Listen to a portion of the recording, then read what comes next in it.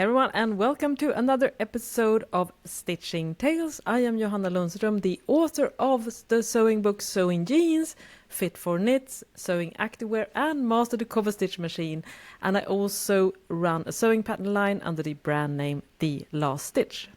My name is Malena Hjerpe, and I work as a freelance pattern maker, and I also have my own PDF pattern line called Hazelhen Patterns.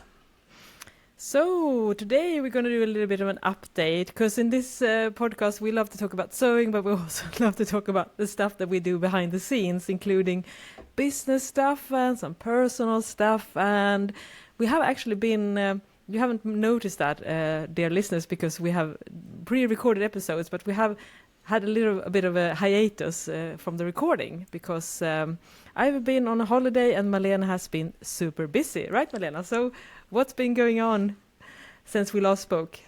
Yeah, no, we actually had, we have here in Sweden, we have sportlov, which is you have 1 week, school is 1 week off in March, so the kids can go and have some nice, enjoy the snow basically, especially if you live up north. So my husband took the kids and went to his parents, and I have been alone for a week and a couple of days. And all you mamas out there, you know what I'm talking about. You love your family, obviously. But oh my God, having a long time. It's been good. So yeah, I've basically spent not all Saturday in the studio, maybe half the day. I was so tired then, but the Sunday more or less full day in the studio. Then I worked normal hours on Monday and Tuesday, but Tuesday evening I was in the studio as well. So almost like two days full in the studio. So it's been so nice to just sew some samples again and just be with my sewing machine again. It feels like it was almost 1 year ago, I think, since I last actually sewed some proper samples. So it's been a while. Yeah, it's been a while, and that's the secret, behind the scenes stuff, that we do talk a lot about sewing and we work with garments and stuff, but the actual sewing thing, it's not always happening. It's more theoretical approach to sewing at this point. Yeah, exactly. Yeah, no, I was trying to see the reality is running a sewing or garment businesses. Yeah. No, unfortunately, I was I do patterns all day long. How much do I do it for myself? Zero, almost nothing. And I think the last time I had a little bit of a more focused on sewing and making my own patterns. It was almost a year ago when I had a little bit of a break I had a couple of weeks of freelance work. And then I did really big push with, making the Malva tea and doing a website and so on, and sewing some photo samples, I remember, for Bilberry top. And after that, it has basically been 1 hour here and there trying to work on the sewing instructions and things like that, but not any big push or any focused work. So it felt back to be back in the studio. Let's see when that's gonna happen next time, maybe. Hopefully not in a year. Yeah, we'll do our best. We'll do our best. I'm also really aching to go back to the sewing machine. I have so much stuff that I want to do, but they kind of get down prioritized, especially sewing for yourself. I mean, I'm the same way now. I do a lot of samples or sewing tutorials, for content on my YouTube channel and blog. So yeah, it's definitely not something that is a daily or even weekly occurrence for me either. I wish it was, and I feel way more happy.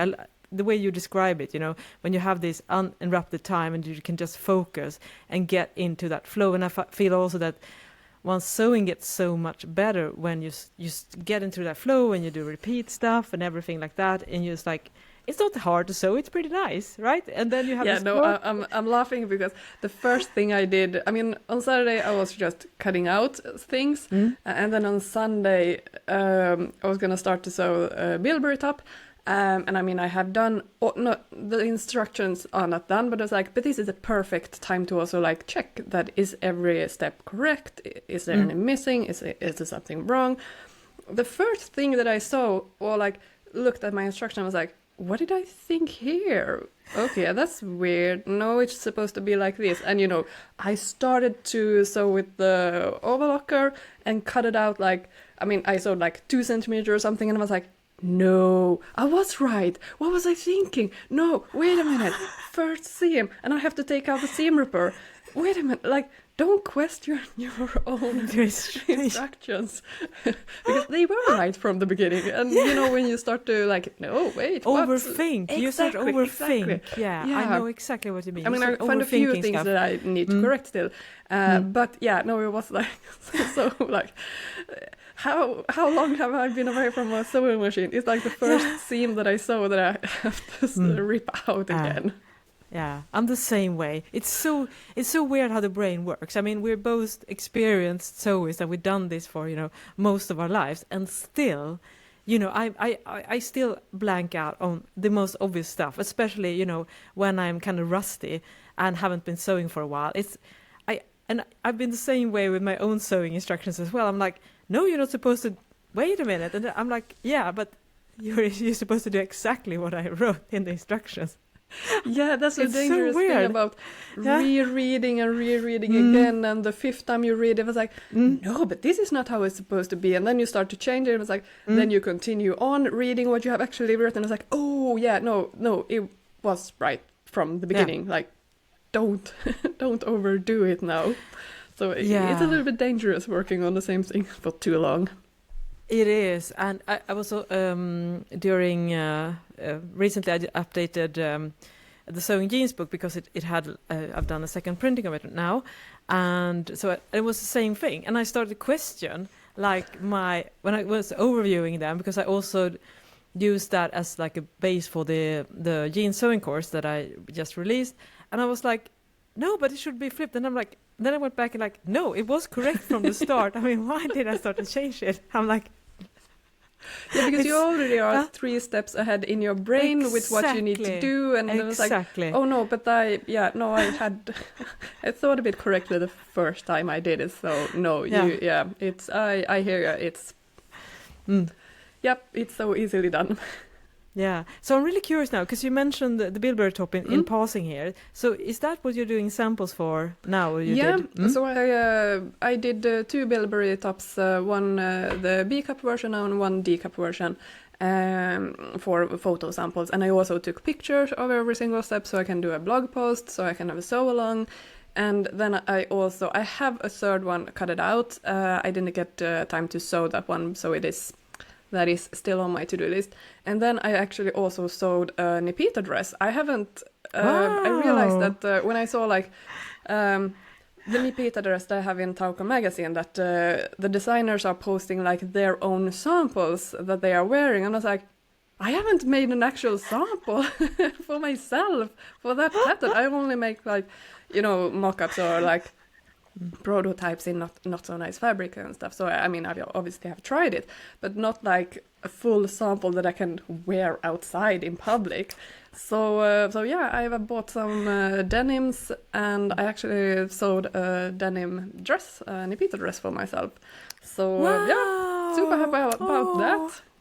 Wow, you've been so productive in just a couple of days. I mean, that's also amazing, you know, because we always feel, it's going to take so long. And you managed to do that just in a few days. I mean, that's amazing. Yeah, I mean, the benefit, I mean, except for when you start to question yourself and rethink everything. I mean, you know what you're doing. You don't have to, you know, read the instruction, work out new techniques or anything. It's like, no, but I have done this. So, I mean, I obviously know how it's supposed to be done. And I mean, then it goes very quickly. And also, I have a big plotter, big printer, so I can print out the pattern. Like, I don't need to cut it out, like, in letter size A4 sizes and puzzle the pattern pieces together.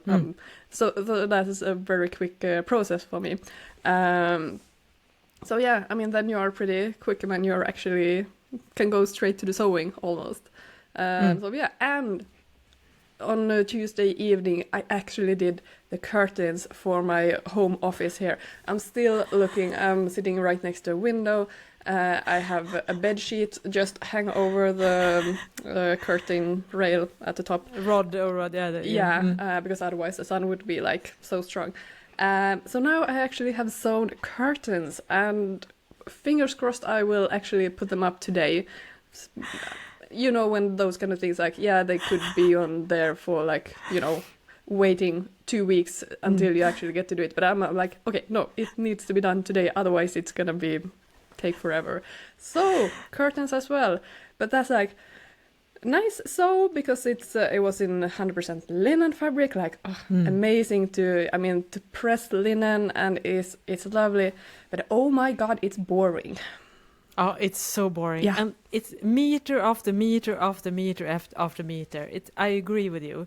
It's not difficult, but extremely slow process. Yeah. I mean, with a regular sewing machine, it takes I know. I also have linen curtains and hangers for my closet. And I honestly, I don't feel like super excited about doing it again soon.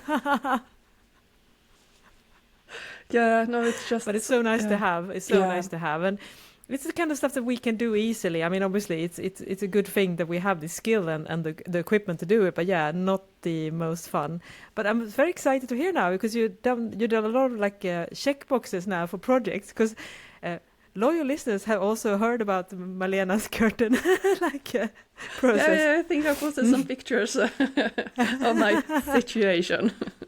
Yeah, and now soon it's going to be official release party for Malena's curtain. So definitely in the future, when if you're watching the video version, perhaps we can get a little bit sneak peek. If not, you can definitely check out the soon to be hanged curtains on the Stitching Tales pod Instagram account. I hope, Malena. I'm gonna make a promise.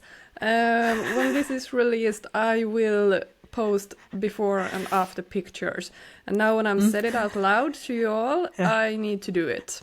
Yeah, you will hold me accountable for it, so I will get it done. Yeah, we will all help to remind you about that. So that's why the good thing, you know, both in our business life and in our personal life, we do get things done just because we talk about them on the pod.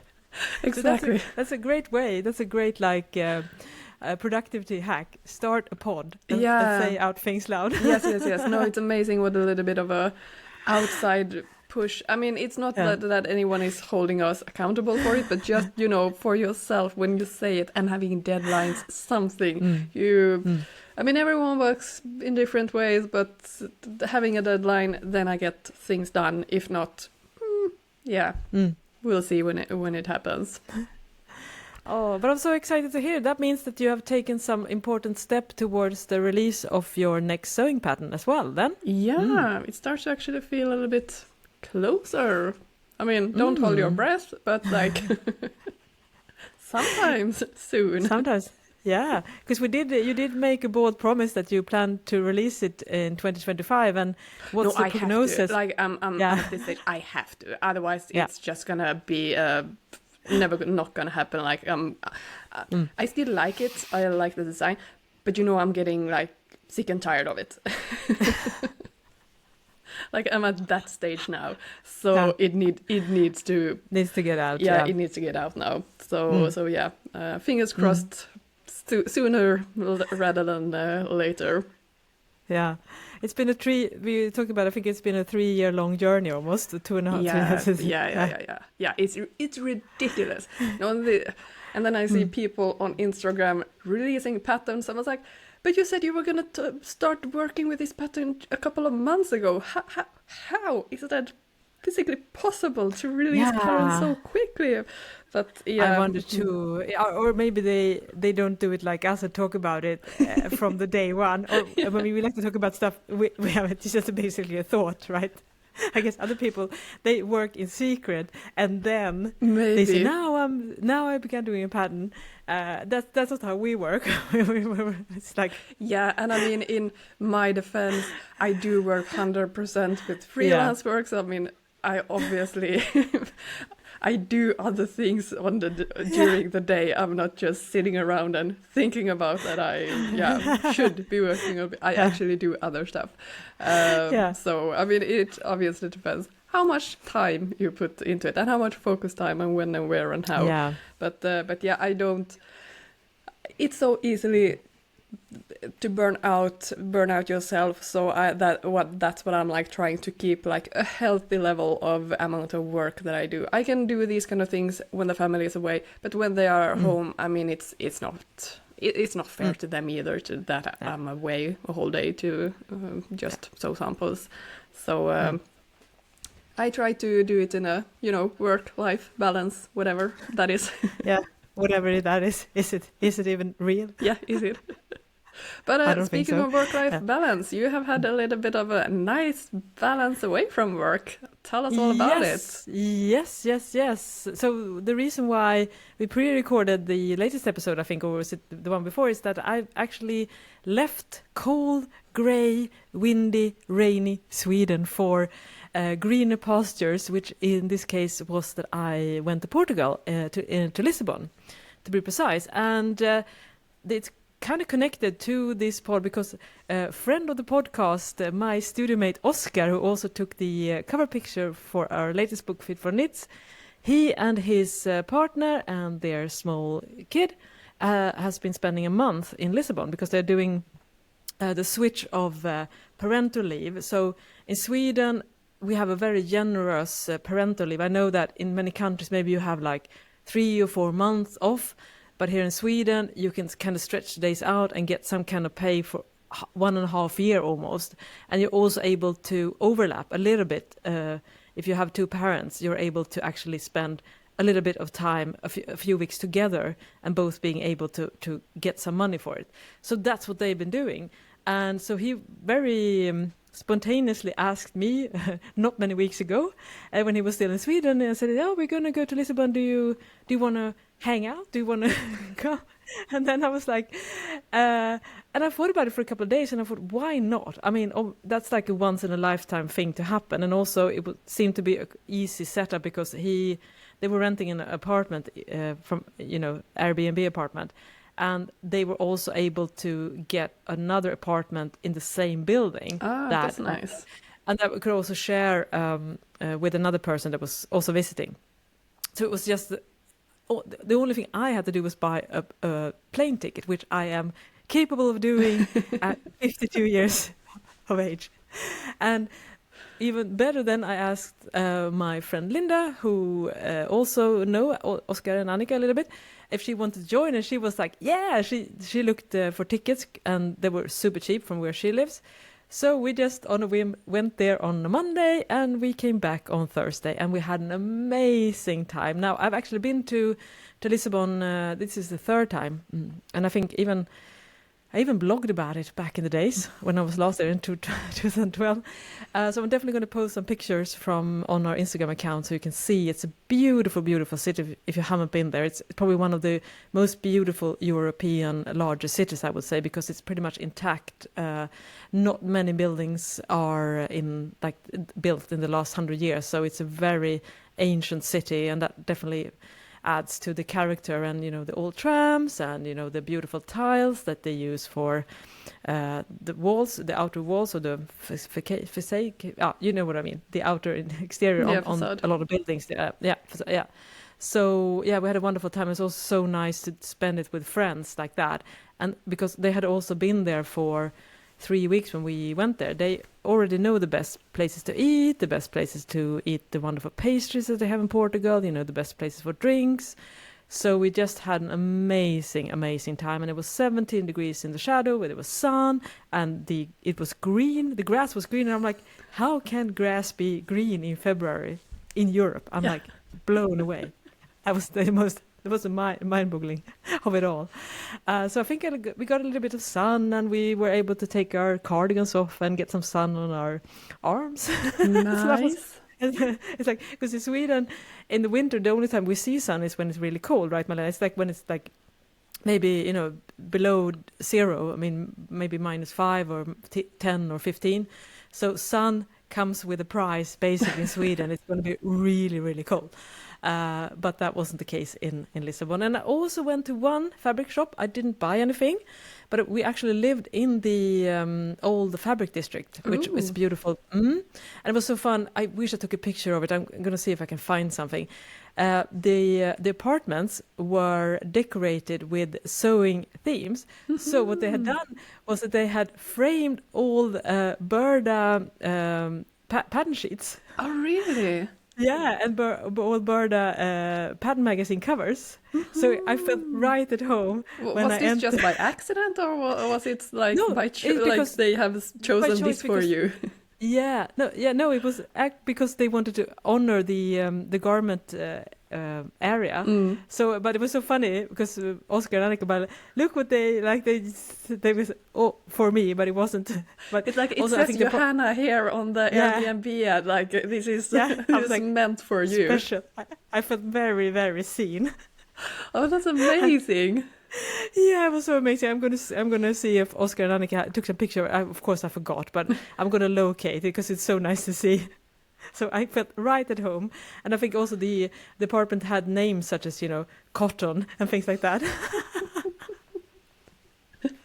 So yeah, it's been slightly sewing themed holiday, and that was very well needed because if you listen to the last catch up that we did when we talked about me releasing the jean sewing course, I'm happy to report that I have released the jean sewing course and it's done really well. And I also should say a big thank you to all listeners because we had a flash sale with the code in that episode, and a lot of you listeners also bought the course, which I'm so excited and very, very grateful for. Yeah, so that was very, very validating because it's hard sometimes, we talk so much about stuff where we do and we don't know really how it resonates with you listening, and we just do this for ourselves and trying to figure out how it is to run a sewing business, and seeing that that so many of you actually bought the course, that was extremely validating. So thank you. So I feel so relieved of finally doing that because I've been talking about that course I think for pretty much every episode we've done since we started the podcast a year ago, and now it's all done and it's all out. Yeah, but that is, and like perfect timing also with this trip. I mean, you release it, you still have a couple of days to making sure that everything is fine. And then you just go on holiday and can relax a little bit and get a new environment, get away from everything. It was so nice, and I've been pretty much. I took a couple of days off during the holidays and New Year's, but I mean, the situation is that I go to this studio usually 7 days a week. I mean, that's reality. If you want to, how do you get so much done? Well, the trick is to work a lot. There's no other hack. Yeah, hustle. That's the harsh reality of it. And also, I'm, as you have mentioned several times before, I'm on a leave from my day job. I usually work part-time at a day job, and this I run the last stitch on the other half of my work week.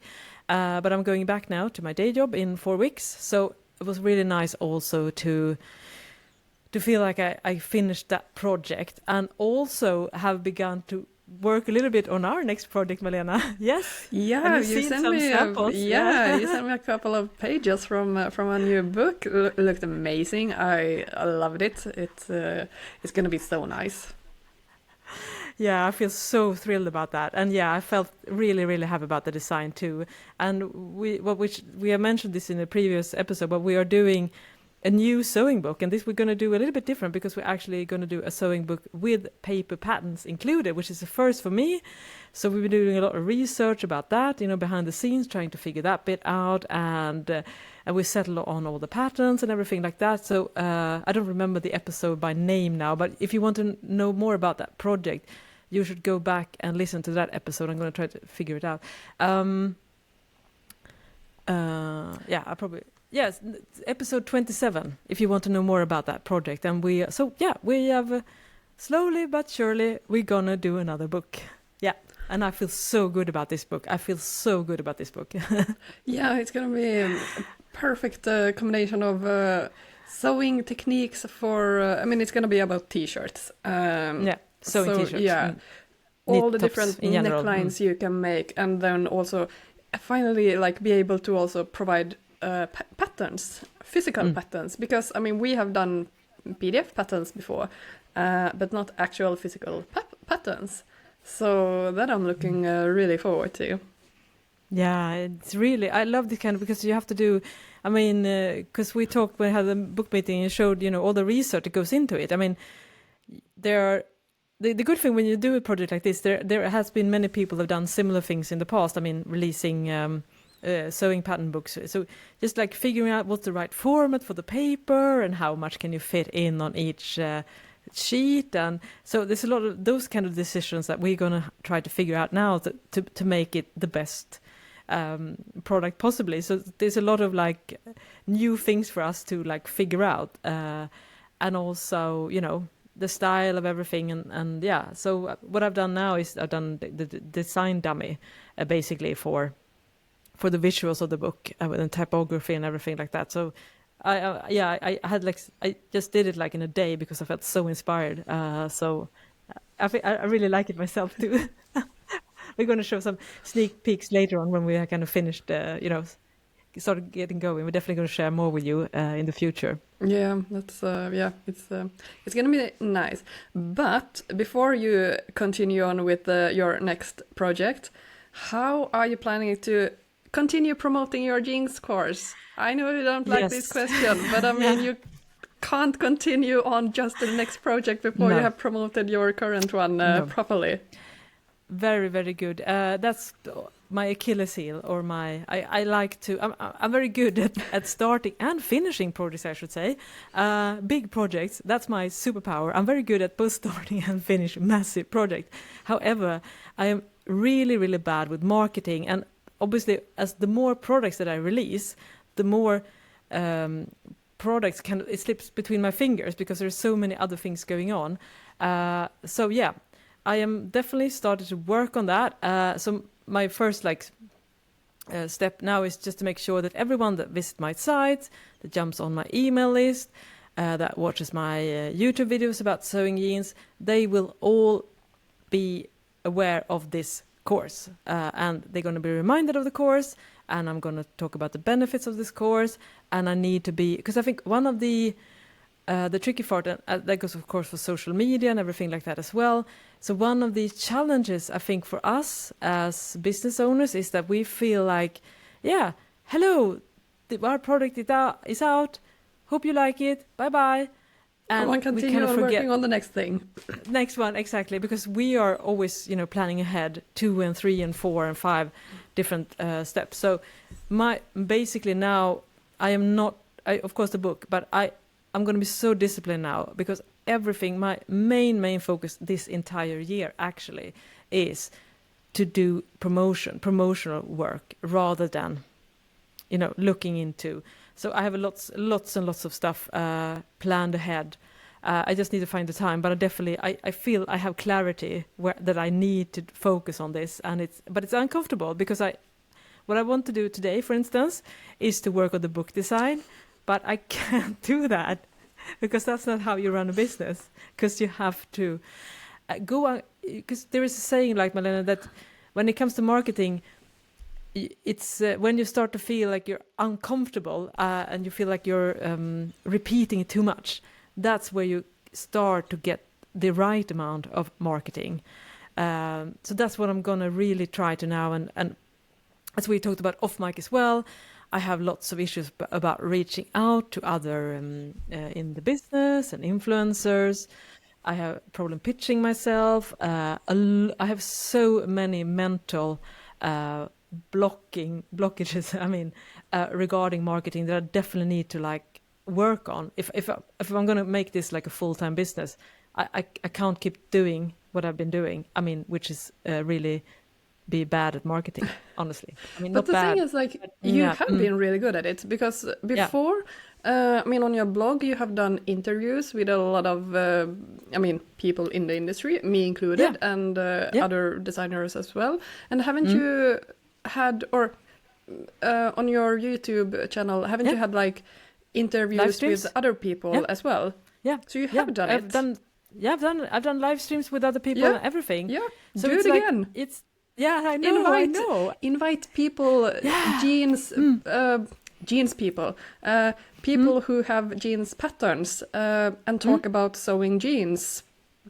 Q&A, whatever. I mean, that's such a good idea. You have now, I mean, over 100,000 followers on YouTube. I mean, that's a huge thing. So, I mean, for a PDF pattern designer who has a jeans pattern to be able to come and also promote their jeans pattern, I mean, it's a win-win. They would probably love to come on your channel, and then you can invite people. You don't have to, you know, feel like you are pushing in on their space. So it's like on your terms, so to speak. But I mean, you have done this, and it has been successful, right? And I was so good at networking, but I think honestly, I think it's kind of related to the fact that I kind of got a burnout a couple of years ago, and it was also during the pandemic and everything like that, and I kind of lost my mojo, and I used to pitch myself to podcast, and I was so much more doing outreach work, and something just happened, and I'm still not like fully recovered mentally. It seems strange to say, because I'm good at networking in person, and I'm a very sociable person, and you know I like, you know, contacting people and everything like that. That's not a thing. I don't have any social anxiety or anything like that in real life and in online either. But something has happened, and when all the things that you say now, it's such a, and it's like my brain doesn't click that anymore. And when you say that, of course, that's such a brilliant idea. I should definitely do that, and I will definitely start doing live streams on YouTube. That's one of the things that I plan to do. So I'm going to sit down now and just write a bunch of different ideas and try to, like, slowly but surely over this year, you know, check them off and see. And it's going to be really, really exciting. And it's a good way, again, to be accountable, because it would be so nice to see at the end of the year, if I keep this and I keep talking about this on the podcast, and see if that actually can help me, like, reach more people and level up my business in a way that I feel like it's at the point where I feel it should be right now, but it isn't, because of these kind of things that we're talking about now that I clearly have issues with. Yeah. No, but it's also funny, like, with I mean, how the brain works sometimes. And I mean, it sounds like if you have had a burnout, like, that's a little scary area now to go back to that old thing again. I mean, yeah, I totally understand that. But also how funny it is to think in new ways, or not new ways, like, but connect. An example from my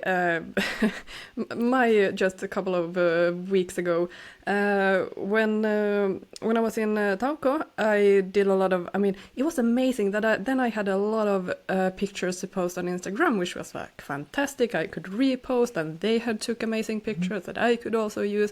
It was great, and I tried to look a little bit of, like, but how many people are seeing this? And I have a little bit below 2,000 followers on Instagram, so it's not a huge group, but I mean, it's still something. But then when I looked, like, how many, if I posted a reel, like, how many people have actually seen that reel? And it's like really, like, but it was like 10%, 20%, something like that of my followers had actually seen it. It was like, but working with Instagram, it's just, if you don't even reach your followers, like, it is such a tricky place to work. And my next thought was, I mean, I hear it all the time about having an email list, having, like, that's the thing you need to work on. So my next was like, I really need to focus on that. And it's been, I don't think I've sent out a newsletter since it was like Black Friday, so it was a couple of months ago. I really need to send out a new newsletter. What should it be about? And then I just continue on with my freelance work and And later in the evening I was like, but hello, maybe you should write a newsletter about you being in Tauko. I mean, it's the obvious thing to write a newsletter about. I mean, I could write 5 newsletters about that if I really wanted to stretch it. But, you know, it didn't click in my brain. Exactly. It was like, exactly. I have, this is not like, I'm working on this on Instagram. I should work on my newsletter. Maybe write about that. No, didn't like click. Yeah. That's a little bit it's scary. so- Like, it's a little bit scary. How are things not? I mean, it did later on. Yeah. But how Yeah. are things not But connecting? it could have just passed. Yeah, because it could have also passed. Yeah. I mean, you did the connection, but sometimes you don't even make the connection. And then when it's way too late, I mean, obviously now it's pretty close to the release, but sometimes we had these ideas in 6 months later, and then it feels a little bit awkward. But by the way, Oh yeah, 6 months right. ago, I published a sewing pattern in Tauco magazine. In Forgot case to you write missed about it. it. Yeah, sorry guys. I mean, Yeah, exactly. no, it's so. I mean, I understand. I mean, yeah, how the brain works. It's a mystery. Yeah, it's a mystery. And it's always, I think that's with creativity and everything. I mean, it's like that muscle. You need to flex it or, repeat the exercises. That's when you, just like we talked about sewing, when you get back to sewing, you tend to do a little bit more errors and, there's a little bit overthinking, as we mentioned. And I feel it's the same way with every like creative process, that there is a hurdle in the beginning, and the more you start to think about specific things, the more your mind opens to that. And for instance, I would like to do more reels, but I know that it's going to be a hurdle initially, and then when I get the system and my brain starts to work, then it's going to be much easier. And also when I'm sewing, it's like thinking about specific things that I'm doing when I'm sewing that could be great helpful content for my followers, and sometimes you just forget it, and then I'm like, but yeah, why didn't I film that? It's such a nice, helpful tip that I could have made into a reel. I forget because I also totally understand, because it also with the brains, I think, as small entrepreneurs, we have to be a jack of all trades, which means that it's very difficult sometimes to do a lot of task switching, and it can also be stressful. So, for instance, when we're doing sewing samples, it's very nice to get into the flow and only focus on one thing. If we have to stop and start to create content, that can provide some stress and a little bit exhaustion. So it's a tricky, because we don't have like a social media manager like in the room with us and thinking that could be great content. So we have to have that ability to switch, and so it's both a great asset, and also it can cause exhaustion because we have to wear so many hats. Yeah, no, definitely. Yeah, and I know already now. I mean, every step that I took now when I sewed during the weekend, I took a photo, but I know already now that, oh, right, I forgot to take the picture of the final step of that particular thing or whatever. I mean, it's easy to fix it afterwards, but just keeping that, like, you're so focused on always taking a picture afterwards. Yeah, you just, it's so easily forgotten. Yeah, it's so easily, but very understandable, and that's why I think it's so nice to talk about this stuff on the podcast, because it is a challenge. I mean, it is a challenge to do all these kind of things all the time, and it's fun because it adds variety to our businesses, but it also that's why sometimes things fall through the fingers. But I think it's always good to improve, and I would also say that in terms of social media, and which I've been thinking about a lot, but it's the same with the jeans course. I just made a few sales through my Instagram account, which has about 13,000 followers. I made lots of sales on my email list, the vast majority on my email list. So to me, I mean, for me, it's very clear that the best two channels for me are my email list and my YouTube channel. Those are way, way, way, way, way more effective than Instagram. So again, I know Instagram is important, but to me, if I need to prioritize, I will to keep having Instagram kind of fall between the fingers a little bit. Unfortunately, it's just impossible for me to do a good job on all these channels. And if I would have one advice, if anyone is out here listening and thinking about starting sewing pattern line or something sewing business related, do not rely on Instagram. You need to find a thing, maybe a free sewing pattern that Malena has, the Malvati. Check it out, link in the description section of this episode and all episodes, or maybe some tutorials, some type of freebie that people can get access to in exchange of their email address, because that is the only way you will be able to reach people without being in the hands of algorithms or big companies that might, do something that you might not reach anyone of your. And I'm not very active on Instagram, but from what I see, and I've seen a lot of business owners in many different areas complain about the fact that they sometimes do post about their lack of reach. And I think if you have built your marketing channel on Instagram primarily, or you plan to do that, I honestly think you've done a big mistake, to be frank, because you need to have another way of reaching your potential audience. And that could be through content on YouTube. You could do maybe Reels, because Reels also get more reach outside your own following, or on TikTok, whatever, works best for you.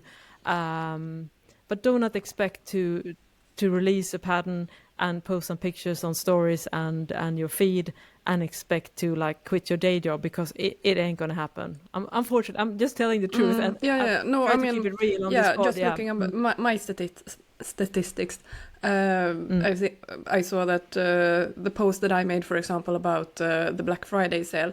Yeah, I mean, if you count the number of views, that's like, I think it was not even 20% of my followers that have actually viewed it. And I don't know how it works, if they have actually seen the whole thing, or if just scroll through, or if it hasn't appeared at all in their feed. I don't know. But when I look at my emails that I send out, then it's almost like 60% open rate for a mail. That's amazing. That's really, really good. Which for me it sounds very low, 60% only. No. But compared to Instagram, and they have gotten this in their inbox.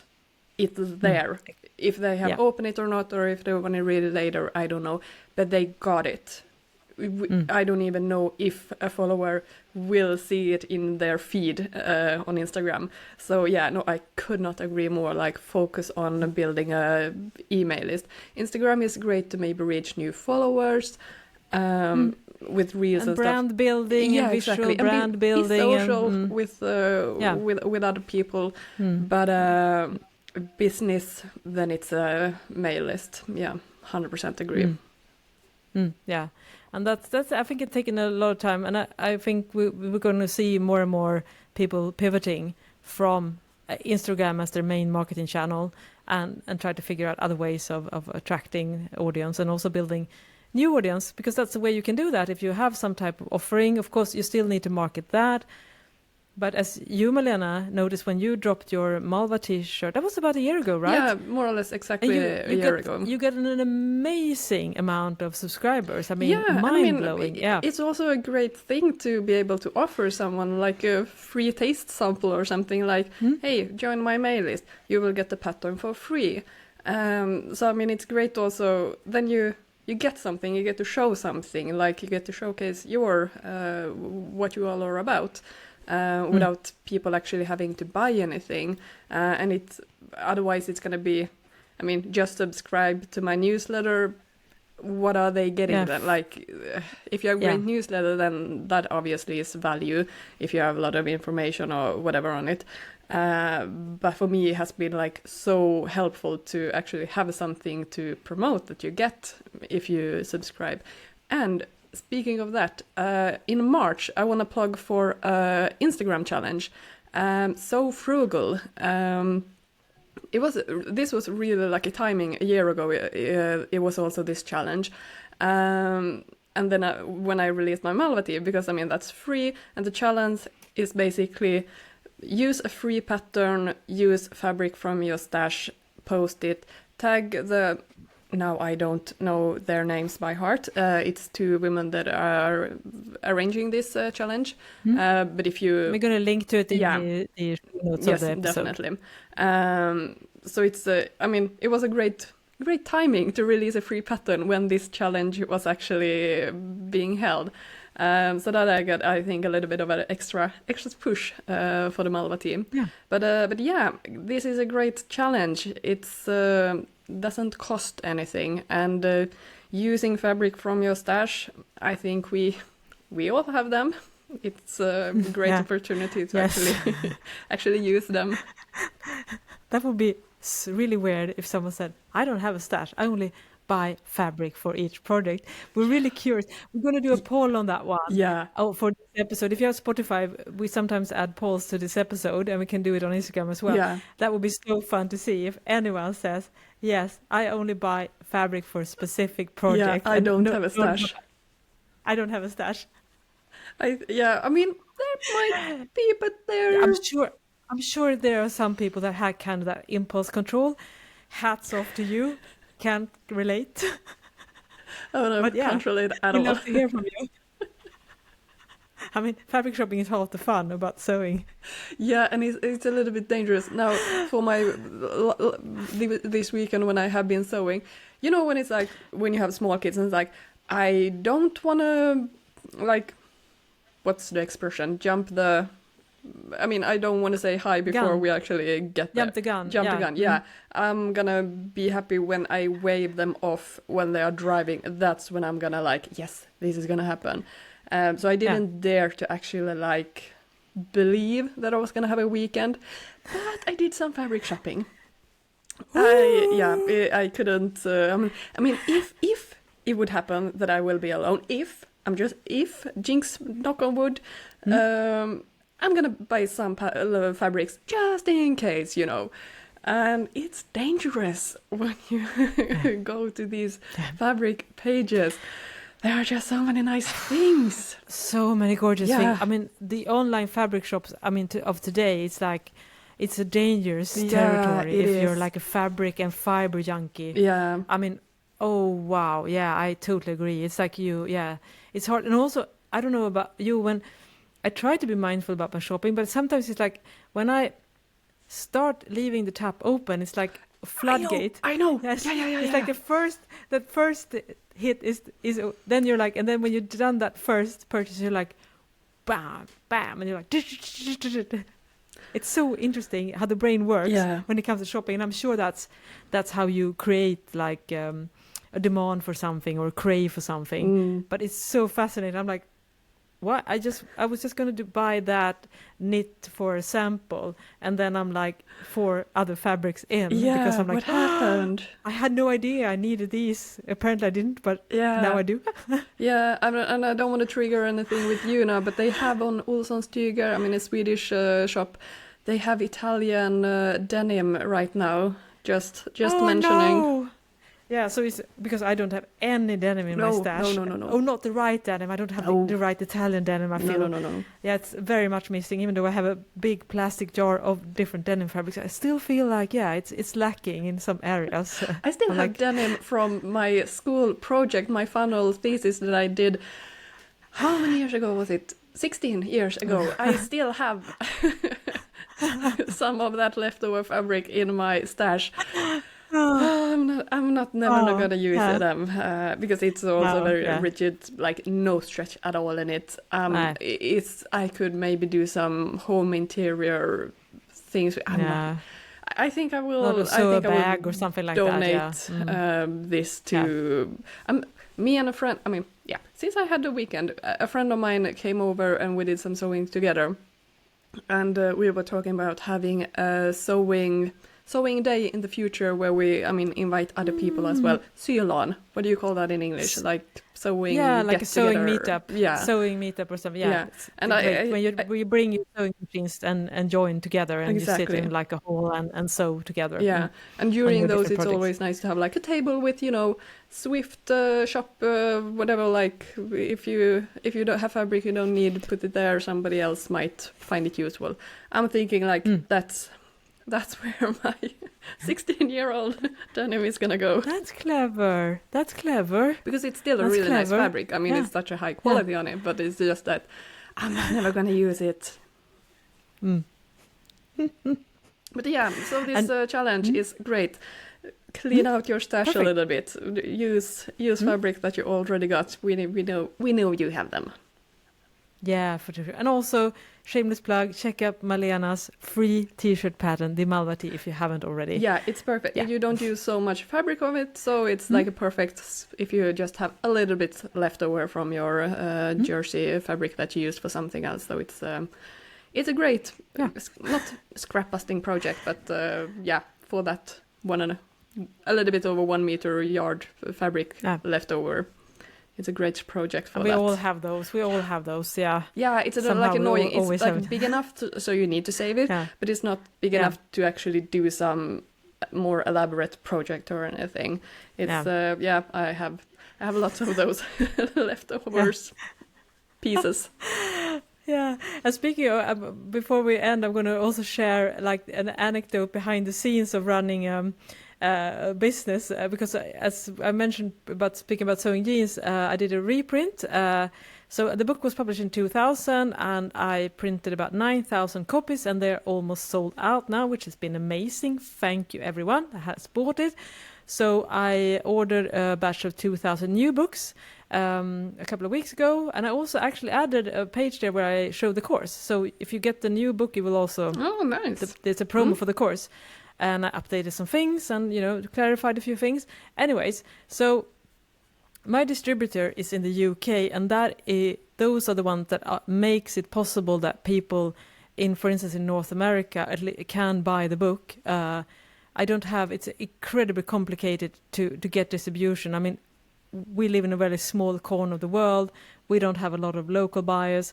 So it's a massive hassle to get that print books out in the world, which is why it's not available everywhere. Anyways, so I have a printer in the Baltic states, and then I get a small batch myself that I ship to local vendors, and then I have a Swedish distributor, and the large chunk, which is almost 2,000 books, they go to the UK and they send it out to the world. Anyways, so yesterday I am at my office where we can see if you're watching the video version, and I get a call from the transport company, and he's like, I'm in this big truck and I'm going to deliver the books to you. And I'm like, oh yeah, good, because I'm expecting 100 books. And then when I go and meet up the guy, I see he has this huge trailer. Normally it's like a UPS, like a little minivan. They are the one, because obviously 100 books, that's just a couple of boxes, no big deal. And I'm like, why on earth am I seeing this massive trailer? That's red flag number one. And then I talked to the driver, and he says, yeah. But I said, no, I have 2 pallets. It's like 1 ton of books.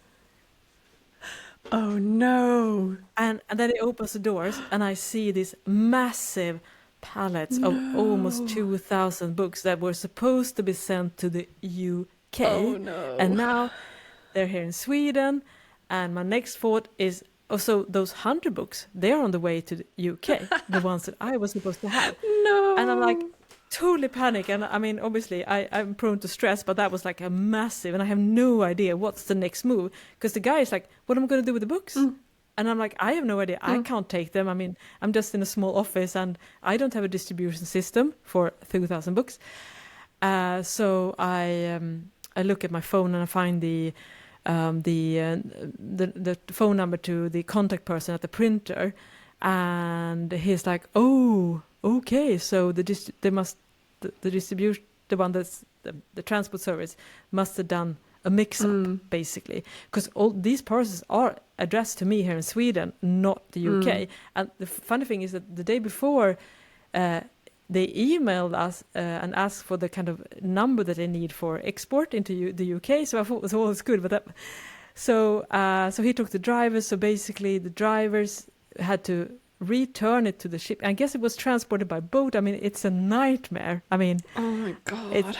So I have no idea what's going to happen. I haven't checked my mail this morning because I felt like I'm getting a panic attack. And it's so stressful. It's so stressful. I mean, this is the kind of situation that happens when you run a business. And I mean, and also the second thought is, did I just do something wrong? But I have like a format, and they would have reacted as well at the printer if I had ordered, and all these books here. So I have no idea, but hopefully the books will get to the UK without any more involvement on my part, because I am so stressed out about this. And hopefully that I can get my 100 books back. Maybe they're in the UK. I don't know. And I just promised a guy in the Denim Lab, which is a great company in the Netherlands that sells my books, and he sells denim fabric. And I promised him, I'm getting the books so I can ship them to you next week. Probably not. Yeah, you might get 2 tons of books. Yeah. Who knows? Yeah, do you feel like buying 1,000 books, 2,000 books instead of 30, which is this normal order? No, and that's such a headache. Yeah, it was such a headache. And it's like such a investment also. Like it's want so those much things money to be distribute to the right places. Exactly. I mean, it's beyond stressful. Yeah. Right. I opened the email now, and I've got the contact, and he said, "Hello, Johanna. It is us that made the mistake," he says. The transportation company. Yeah, that was their mistake. Yeah. So we're going to take the books back to Riga. We're going to remove 100 copies and send the rest to England. So clearly those 100 copies were on the way. So now they're going to remove 100 copies. And you will get your copies at the end of next week, and England or the UK maybe the week after that. Okay. So a little bit of delay, but things will work out. Yeah. I hope this is okay and doesn't cause you any more troubles. Honestly, I'm just so relieved. And he says that England got the 100 copies. Yeah. Oh my god. Oh the stress. My god. Yeah. Stress. Yeah. That's the downsides of running your own business and your own print, not print company, but your own publishing company. Yeah. Yeah, and people wonder why you only have digital products. Why don't you have physical? I was like, well, this is exactly. Oh Lord. Yeah. So get a bit of a pulse here. Yeah, I was such wonderful timing that I just opened and checked the email, because I got a little bit curious now when we talked about this. So everything is going to work out fine. I just email the UK distributor and say it's going to be a bit of a delay.